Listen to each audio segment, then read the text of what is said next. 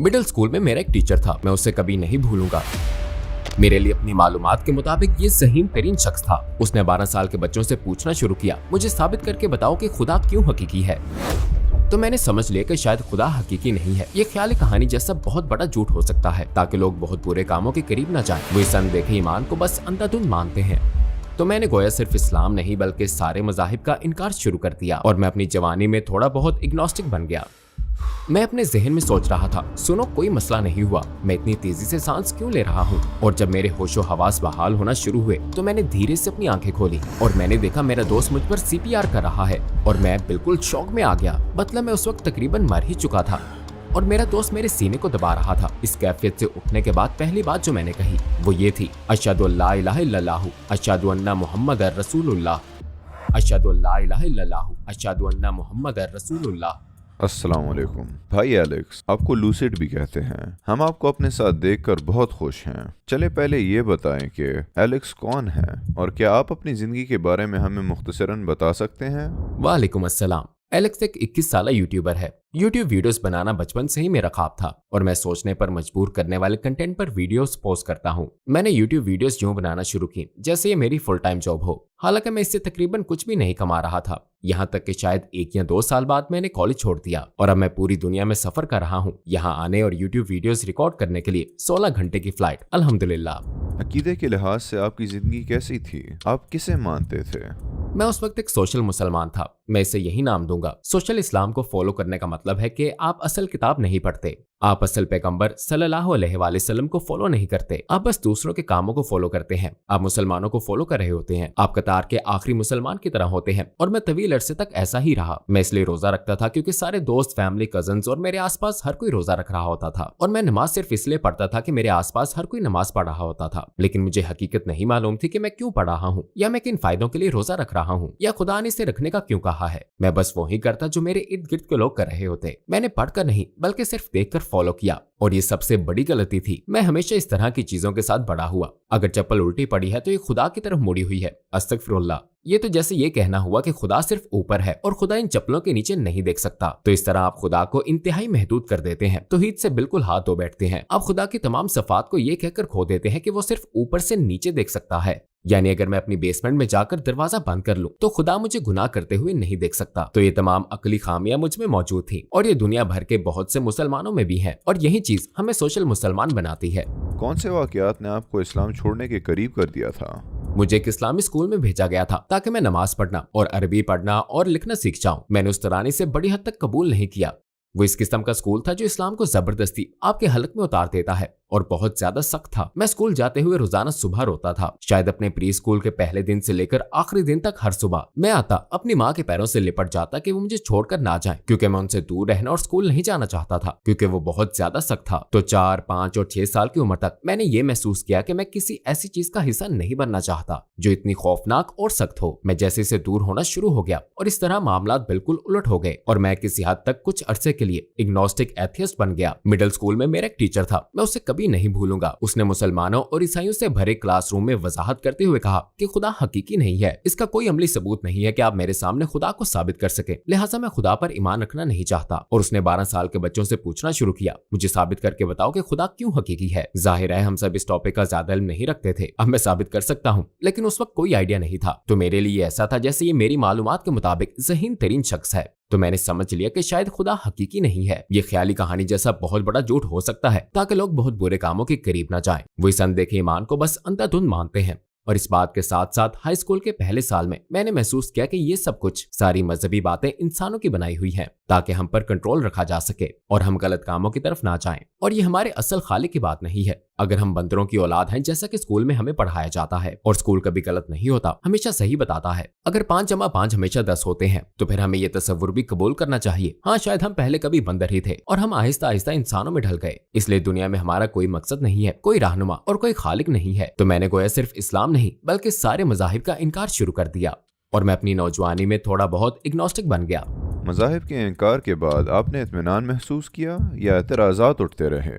मैं थोड़ी बहुत रिसर्च कर रहा था इस्लाम से दूर रहकर, ताकि देखूं कि वाकई कोई खालिक है या नहीं जिसने हमें बनाया। मैं इस नजरिए के साथ था कि एनर्जी को पैदा या खत्म नहीं किया जा सकता। ये थर्मोडायनामिक्स का पहला लॉ है और इसे हर कोई जानता है। और दरअसल यही वो सोच थी जिसने मुझ में ये ख्याल उभारा कि हम सभी खुदा हैं। शायद हर इंसान, हर जानदार खुदा है और हम सब खुदा की तलाश कर रहे हैं। तो ये बात मेरी अकल में बिल्कुल नहीं आई, क्योंकि अगर हम सब खुदा हैं तो फिर बहुत से सवालात इसके साथ जन्म लेना शुरू हो जाते हैं। जैसे हमारी इब्तिदा कहाँ से हुई? क्या हम हमेशा रहेंगे? बुरे काम हुए तो क्या होगा? अगर मुझसे किसी और से बुरा काम हो जाए तो क्या मुझे तकलीफ महसूस करनी चाहिए? और अगर हम सब खुदा हैं तो क्या ये बात खुदा की असलियत को महदूद नहीं करती? क्योंकि जाहिर है हम लामहदूद नहीं है, हमारा एक स्टार्ट है। अगर खुदा का कोई स्टार्ट हो तो क्या वो वाकई खुदा है? फिर उस चीज को किसने पैदा किया? ये तमाम सवालात मुझे हर तरफ से घेरे हुए थे और मेरा कोई हकीकी मकसद नहीं था। मैं नहीं जानता था कि मेरा असल अकीदा क्या है। मैं एक गुत्थी सुलझाने की कोशिश कर रहा था और हकीकतन कई रातें मैं रोते रोते सोया। वो इंतहाई मुश्किल और अजीब वक्त था। मैं बिल्कुल बुनियादी चीजें देखता था, जैसे कि दरख्त, और मैं सोच सोच के पागल हो जाता था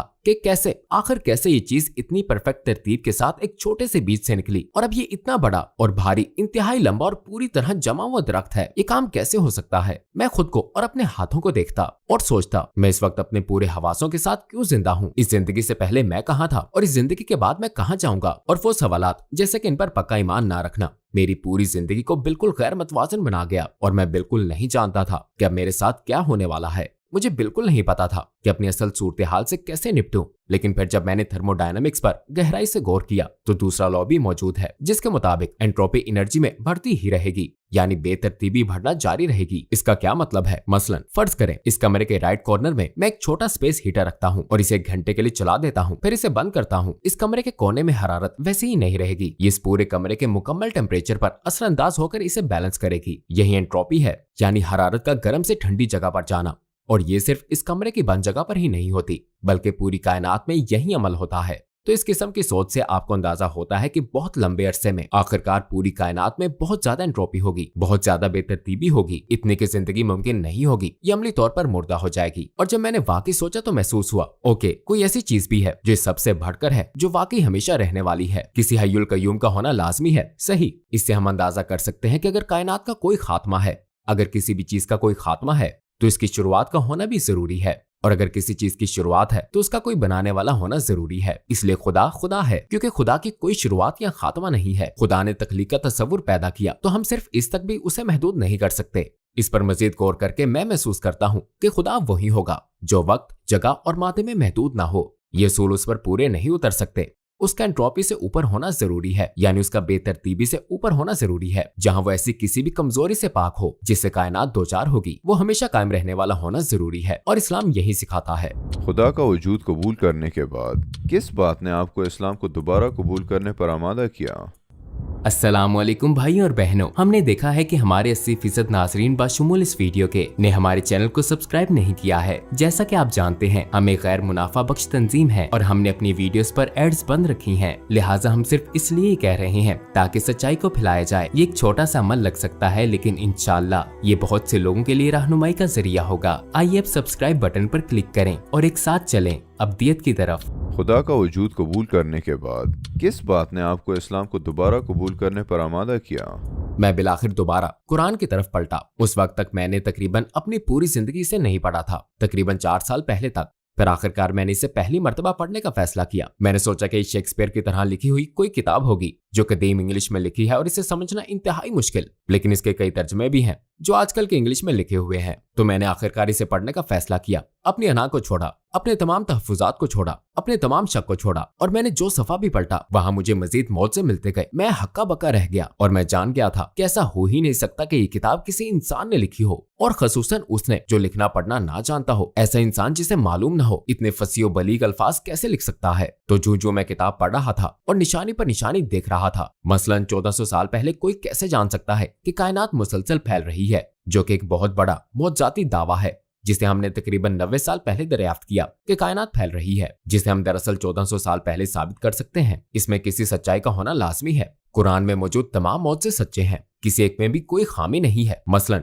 अगर मैं आपको 55 बातें कहूं और मुझे इनमें से किसी का वाकई सच्चा होना मालूम ना हो सकता है कोई एक सच्ची निकल आए। मुमकिन है मैं आपको बताऊं कि 45 साल में बिटकॉइन की कीमत $1 मिलियन हो जाएगी। ये बात सच हो सकती है, और अगर ये गलत हो तो फिर आप पिछली सारी बातें मुस्तरद कर सकते हैं। लेकिन कुरान में एक के बाद एक सारी बातें मेरे सामने सच साबित होती जाती हैं। मुझे इंतहाई दचका लगा कि वो पूरा वक्त जब मैं सोचता था कि मैं इस्लाम को फॉलो कर रहा हूँ, मैं जरा भी इस्लाम को फॉलो नहीं कर रहा था। गोया मुझे पहली मर्तबा इस दिन का पता चला। ओके, दिन में 5 नमाजें पढ़ो और फिर रोजे रखो और बस ये सारे काम करो, ये ऐसा रोबोटिक नहीं है। कुरान में मुख्तलिफ हिस्से हैं जहां वो आपको दर हकीकत एक अच्छा इंसान बनना और इंसानों के साथ ऐसे ताल्लुकात रखना सिखाता है। कुरान पढ़ने के दौरान कुछ मर्तबा तो मैं हक्का बक्का रह गया। मैंने कलमा शहादत पढ़ा, फिर बार बार पढ़ा, मैं इसे पढ़ता ही रहा। और इस मर्तबा जब मैंने पढ़ा तो इस पर पूरा पूरा ईमान था और मैंने इसे अपने दिल से पढ़ा। अपनी जिंदगी में पहली मर्तबा मैंने हकीकी तरतीब, एक हकीकी हदायत महसूस की। मैंने हकीकी खुशी और सुकून महसूस किया। जब आपने इस्लाम को दोबारा डिस्कवर किया तो आपकी फैमिली का रिएक्शन क्या था? उन्हें ये बात मालूम नहीं थी कि मैं इस्लाम से दूर हो गया हूँ, लेकिन अब उन्हें वाकई पता है कि मैं इसके करीब आ रहा हूँ। जैसे मैं अब अपने घर में नमाज की इमामत करवा रहा हूँ और मैं अपने घर में भी इस्लाम को भरपूर तरीके से लाने की कोशिश कर रहा हूँ, तो मैं इस पूरे मामले में मुखालिफ सिमत से निकलकर अब खुद अपने वालिद के आगे खड़ा होकर नमाज की इमामत करवा रहा हूँ। और ऐसा मैंने कभी सोचा तक नहीं था, अल्हम्दुलिल्लाह। क्या सच्चा मुसलमान बनने से आपकी यूट्यूब चैनल पर कोई असर पड़ा है? हाँ, मैं अपने चैनल की शुरुआत से ही अपने सब्सक्राइबर से यह हकीकत छुपा रहा था कि मैं मुसलमान हूँ। मैंने इसे एक खुफिया राज रखा था। हकीकी जिंदगी में लोगों ने मुझे इससे मना किया था। मुझे जानने वाला हर शख्स कहता, तुम्हें पता है बाहर के लोग मुसलमानों को पसंद नहीं करते। शायद इस कम्युनिटी और शहर में मुसलमान होना ठीक है, लेकिन बाकी हर जगह मुसलमानों से सब नफरत करते हैं। तो लोगों ने मुझे खबरदार किया, अगर तुम खुद को मुसलमान जाहिर करोगे तो तुम्हारे हजारों सब्सक्राइबर्स चले जाएंगे, तुम्हारे वफादार तरीन सपोर्टर्स तुम्हें छोड़ देंगे, तुम्हारे पास कोई प्लेटफॉर्म नहीं रहेगा और अपने चैनल से कुछ भी नहीं कमा सकोगे, तुम्हारा काम खत्म हो जाएगा। और ये सब इंतहाई खौफनाक चीजें हैं। लेकिन हकीकत यह है कि लोग मुझसे पूछते थे, आपका अकीदा क्या है, आप किस पर ईमान रखते हैं, आप किस रिलीजन को फॉलो करते हैं? और मैं कहता था, मैं 10,000 सब्सक्राइबर्स होने पर आपको बताऊंगा। फिर मैंने कहा 1 लाख सब्सक्राइबर्स, फिर कहा 1 मिलियन सब्सक्राइबर्स। फिर मैंने सोचा, मैं क्या छुपा रहा हूँ, मैं कल सुबह मर सकता हूँ। मैं ये इसलिए नहीं कह रहा हूँ कि लोगों के लिए कुछ मजीद पॉपुलैरिटी पॉइंट्स हासिल करूँ, मैं तो इसलिए कह रहा हूँ क्योंकि ये खुदा का सच्चा पैगाम है। मैं चाहता हूँ कि खुदा मुझसे खुश हो, लिहाजा मुझे परवाह नहीं चाहे मैं 1000, 10,000 या 8,90,000 को खो दूं। वल्ला मुझे इसकी कोई परवाह नहीं है। अगर मैं खुदा की रजा के लिए कर रहा हूँ तो फिर चाहे मेरा 1 सब्सक्राइबर भी ना रहे, मैं इस पर मुतमिन हूँ। एक अमली मुसलमान बनने के बाद आपके लिए सख्त तरीन और मजेदार तरीन चीजें क्या थीं? सख्त तरीन और मजेदार तरीन चीज दोनों एक ही चीज थी, क्योंकि जब मुझे कल्चर को छोड़ना पड़ा, मसलन म्यूजिक को या लड़कियों को छूना और उनसे हाथ मिलाना और किस करना, जब मुझे ये सारी चीजें छोड़नी पड़ी तो इससे खुद पर पाबंदियां महसूस हुई। मसलन मैं अपनी जिंदगी में किसी को ये हक क्यों दूं कि वो मुझ पर पाबंदी लगाए और मेरी तफरीह कम करे। सच ये है कि जब मैंने अपनी जिंदगी में ये चीजें छोड़नी शुरू की, मैंने खुदा के लिए कुर्बानियां देनी शुरू की, तो मुझे अंदाजा हुआ कि मैं अब ज्यादा आजाद हूँ। मसलन जब मैं म्यूजिक छोड़ रहा था तो मुझे महसूस हुआ कि मेरे ख्यालात अब ज्यादा वाज़ेह हैं। मैं वीडियो के बेहतर आइडिया सोचने के काबिल बना और मेरी जिंदगी ज्यादा सीधी हो गई। जब मैं लड़कियों को नहीं छू रहा तो लड़कियों के लिए मेरे ख्यालात ज्यादा पाक हैं, क्योंकि मैं उनसे एक फासला रख रहा हूँ और मेरी कोई और बुरी नीयत भी नहीं है। इन तमाम चीजों को लोग एक पाबंदी समझ सकते हैं, मैं इसे हकीकी आजादी समझता हूँ। क्या आपके साथ कोई ऐसा गैर मामूली वाकया पेश आया जब आपने अल्लाह के साथ एक खास ताल्लुक महसूस किया हो? मैं 4 या 5 महीने पहले हवाई में था और मैं मरते मरते बचा। हुआ ये कि मैं हवाई गया। ये मेरा और मेरे दोस्त का अचानक होने वाला सफर था। पहली रात मुझे फूड पॉइजनिंग हो गई और क्या आना शुरू हो गई। मैं पानी नहीं पी सकता था और शदीद डिहाइड्रेशन का शिकार हो गया। अगले दिन मुझ पर बेहोशी छा गई। मैं अपने दोस्त से बात कर रहा था, उसने मेरी आंखें घूमती देखी और मुझे थाम लिया क्योंकि मैं फर्श पर गिरकर जख्मी होने वाला था। यह लम्हा मेरी पूरी जिंदगी का सबसे असर अंगेज लम्हा था। मुझे तारीकी के सिवा कुछ महसूस नहीं हुआ था। मुझे लगा जैसे मैं ख्वाब देख रहा हूँ। मैंने खुद को ख्वाब में तेज तेज सांस लेता हुआ महसूस किया। मुझे सिर्फ अपना सांस लेना महसूस हो रहा था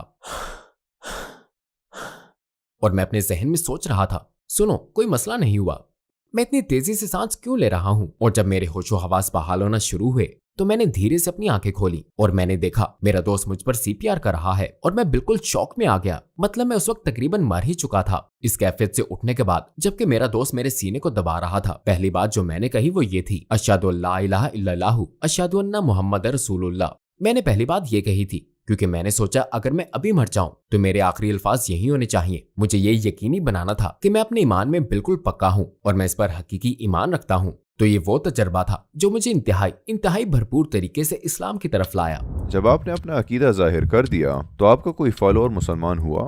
मेरे लिए मुसलमान होना, मुझे लगता है कि मैंने अपने YouTube चैनल पर इत्तेफाकी तौर पर कई लोगों को इंस्पायर किया है।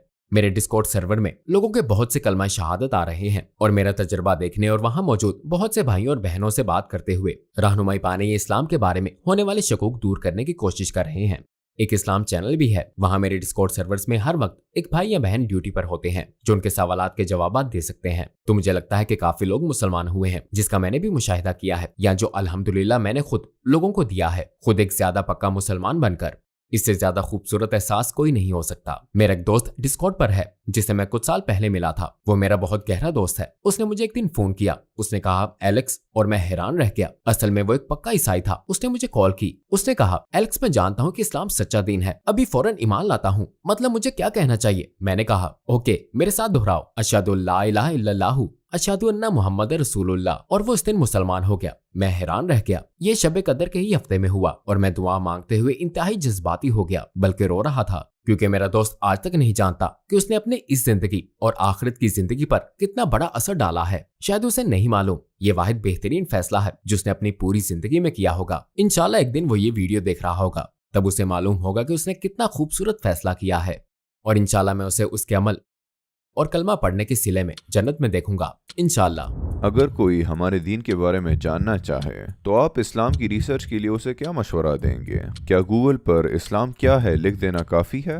हाँ, बिल्कुल। शेख गूगल वो शेख नहीं है जिससे आपको रहनुमाई लेनी चाहिए। अगर आपकी कोई लोकल मस्जिद हो तो आपको जरूर वहां जाना चाहिए, लेकिन सबसे अहम बात, वाहिद किताब जिसे हम यकीन के साथ शुरू से आखिर तक खुदा का सच्चा कलाम कह सकते हैं, वो कुरान है। लिहाजा इस्लाम की तलाश का बेहतरीन तरीका खुदा की सच्ची किताब से इस्लाम को तलाश करना है। लिहाजा कुरान को पढ़ें। फिर आपके कोई सवालात हों और वो आप शेख गूगल से पूछें तो मिलने वाले हजारों मुख्तलिफ जवाबात आपको कंफ्यूज कर सकते हैं। लिहाजा अपनी लोकल मस्जिद में लोकल शेख तलाश करें और ऐसे शख्स से मिलने की कोशिश करें जिसका आपको पता हो कि उसके पास इल्म है। जैसे कुरान में है, जब कुछ पूछना हो तो इल्म वालों से पूछो, ठीक है? अगर आपको दुनिया भर के गैर मुसलमानों से बात करने का मौका मिले तो आप उनको क्या कहना चाहेंगे? अगर आपके पास सिर्फ 1 मिनट हो। मैं दुनिया भर के तमाम गैर मुस्लिमों को बताऊंगा कि आप मुसलमान पैदा हुए हैं। आपके पास पैदाइशी इल्म है कि एक ताकतवर जात मौजूद है। ये दुनिया का बेहतरीन एहसास है जब आप दोबारा अपने असल की तरफ पलटते हैं, अपने पहले दिन की तरफ, जब आपने इस जमीन पर सांस लिया था, जब आप मुसलमान थे। इस माइंडसेट के साथ पलटना सबसे बेहतर है, क्योंकि आपकी फितरत यही है। हम सब जानते हैं कि मरने के बाद जिंदगी है। हम सबको मालूम है कि खुदा है, और ये तालीमात और सोसाइटी के लोग हमें इससे भटका देते हैं। तो मैं चाहता हूँ आप इस्लाम को एक ख्याली चीज, सकाफती विरसे और तसव्वुर की तरह ना देखें, बल्कि इस्लाम सारे इंसानों के लिए एक यूनिवर्सल पैगाम है। इस्लाम में आने के लिए आपको सिर्फ ये मानना है कि अल्लाह एक है और पैगंबर मोहम्मद सल्लल्लाहु अलैहि वसल्लम उसके आखिरी पैगंबर हैं। आपको सिर्फ इतना मानना है। आप इस वक्त कौन से प्रोजेक्ट्स कर रहे हैं? इस्लामी लिहाज से मैं लोकल मस्जिद के साथ काम कर रहा हूँ। मैं उनकी ये मदद करूंगा कि वो कम से कम अपना एक वीडियोग्राफी सेटअप तैयार कर ले, ताकि वो खुद अपनी YouTube वीडियोस पोस्ट कर सके और अपना पैगाम खुद फैला सके। क्योंकि मस्जिद और खुसूसन मेरी मस्जिद में बहुत सा इल्म है। वहाँ बहुत से ज़हीन आलम फाजिल मुसलमान हैं। वहाँ बहुत से शेख हैं जो इस्लाम का पैगाम पढ़ा और फैला सकते हैं। वो बस तकनीकी चीजों में अप टू डेट नहीं है, जैसे कि रिकॉर्डिंग, माइक्रोफोन, लेयरिंग, आवाज और दीगर तमाम चीजें। तो मैं समझता हूँ चूंकि मेरे पास महारत मौजूद है तो मैं इसे खुदा के लिए इस्तेमाल कर सकता हूँ और मैं उन्हें भी इस काम में मदद दे सकता हूँ। आप अपने आखिरी कमेंट्स के तौर पर क्या कहना चाहेंगे? मेरा आखिरी कमेंट ये है कि मेरा मुसलमान होना मुझे यकीनन दूसरों से ज्यादा मजबूत इंसान बनाता है। ये मुझे हकीकी इंसान बनाता है। मैं ऐसे काम कर रहा हूँ जिन्हें अपनी जिंदगी में करना मैंने कभी सोचा नहीं था। अपनी पूरी जिंदगी में मैं कभी 16 घंटे जहाज में ना बैठता, ख्वाह मुझे इसकी कुछ भी कीमत चुकानी पड़ती, लेकिन सिर्फ ये इल्म कि मैं ये काम अल्लाह के लिए कर रहा हूँ। अब मैं खुदा के लिए पूरी दुनिया में जा रहा हूँ। अगर मैं ये अपने लिए करता, अपने खुद गर्जाना मकासद के लिए, तो मैं अपनी जिंदगी में इतना आगे ना बढ़ पाता। लेकिन ये इल्म कि मैं आखिरत, लाफानी जिंदगी और अपने पैदा करने वाले के लिए ये काम कर रहा हूँ, मुझे एहसास देता है कि मैं कहीं ज्यादा कामयाब और मजबूत इंसान बन गया हूँ। मुझे ज्यादा चैलेंजेस का सामना हुआ है और मैं उन चैलेंजेस का सामना कर पाया हूँ, क्योंकि मैं ओवरऑल एक मजबूत मुसलमान बन गया हूँ। भाई एलेक्स, इस खूबसूरत इंटरव्यू के लिए आपका शुक्रिया। उम्मीद है मुस्तकबिल के प्रोजेक्ट्स के लिए आपसे मिलेंगे इंशाअल्लाह। इंशाअल्लाह। अस्सलाम वालेकुम। आपसे मिलकर अच्छा लगा।